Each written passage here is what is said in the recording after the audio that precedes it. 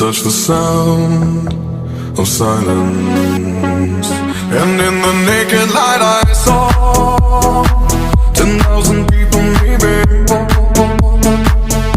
people talking without speaking, people hearing without listening, people writing songs that voices never share, and no one dared disturb the sound of silence.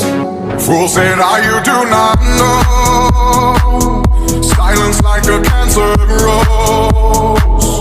Hear my words and I might teach you.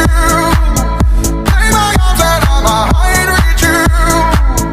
But my words, like silent raindrops, fell and echoed in the wells of silence.